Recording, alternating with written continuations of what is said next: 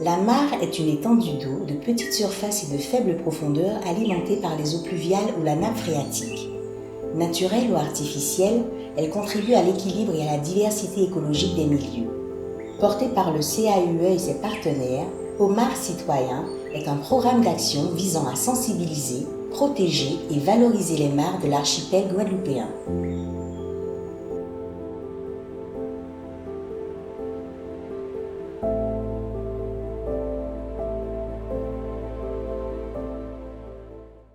Tim, Yekrik, petite fille à Dada, Ginette, fille à Jean-Pierre, tenez l'habitude d'aller poser corail, l'esprit à côté malade, côté ma tonton aïe, Gripierre.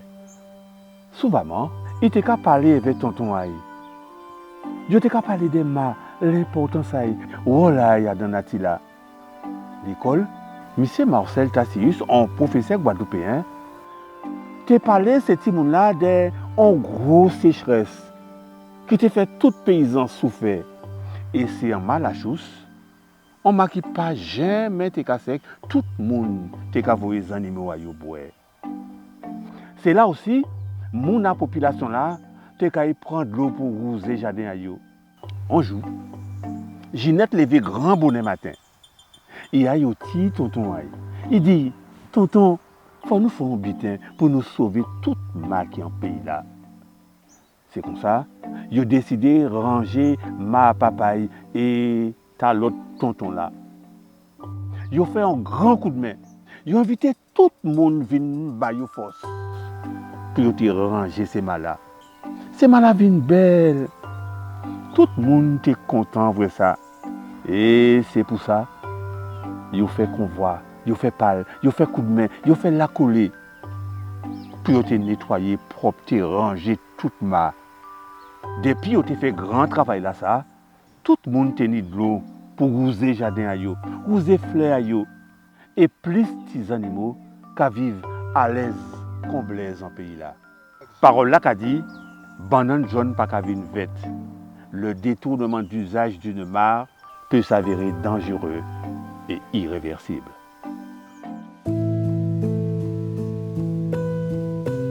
Je suis Mélanie Arteman, je suis écologue et je suis spécialisée dans l'étude des zones humides tropicales. Ça fait 20 ans que je m'intéresse à ces écosystèmes. Et là, j'accompagne le pôle relais des zones humides tropicales de l'UICN, du comité français, sur un projet qui s'appelle REMA, Restauration et Entretien des mares aux Antilles. Et donc, on travaille sur 12 sites expérimentaux en Martinique, en Guadeloupe et à Saint-Martin, sur lesquels on teste en fait des protocoles d'ingénierie écologique pour refaire vivre ces mares en fait, d'un point de vue écologique.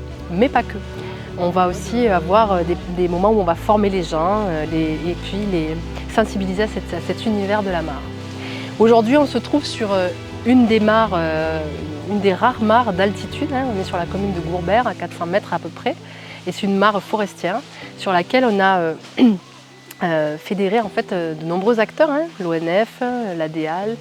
On a aussi fait venir évidemment la commune de Gourbert qui prête main forte à cette action et aussi des associations comme Ambaloupla ou alors des experts entomologistes comme Tony Jourdain. Voilà, et avec les conservateurs aussi du littoral, on actionne en fait aujourd'hui pour essayer de lutter contre l'hydrille verticillée. Alors l'hydrille verticillée, c'est une plante en fait c'est une plante aquatique qui est considérée comme, qui est qualifiée d'EEE, c'est-à-dire d'espèce exotique envahissante. Et cette espèce va se propager à une vitesse grand V dans l'écosystème en fait de la mare, empêchant, si vous voulez, le soleil de pénétrer dans l'eau et empêchant aussi la mobilité pour les espèces animales. Ce qui fait qu'on va avoir en fait une déstabilisation fonctionnelle de cette mare. Donc pour qu'on puisse lui permettre de lui laisser une chance de nouveau de respirer, de fonctionner et d'avoir encore de l'oxygène dans l'eau, on lutte, en fait on diminue sa quantité, on la sort avec un protocole très établi. En fait travailler sur des projets comme ça c'est très motivant parce qu'en fait on arrive à maintenant entrer dans des phases d'action. C'est-à-dire qu'après des années où les scientifiques et les techniques on a monté des plans d'action où on a dit il faudrait, on arrive maintenant à fédérer les acteurs se fédèrent et veulent participer, les communes, les collectivités territoriales, les différentes associations. Et donc déjà, ça c'est un premier point très bénéfique autour de ce projet REMA, c'est On permet aux acteurs déjà de se rencontrer, d'agir ensemble dans la joie et la bonne humeur, tout en agissant de façon très sérieuse sur des protocoles très normés, très réfléchis, pour des bénéfices qui vont être multiples. C'est-à-dire que non seulement on va restaurer la fonctionnalité écologique de cette mare, permettre l'oxygène de revenir, aux libellules et à tout en fait, l'écosystème faune de pouvoir revivre, se nourrir, venir boire. Les oiseaux aussi vont pouvoir repermettre de venir boire, etc.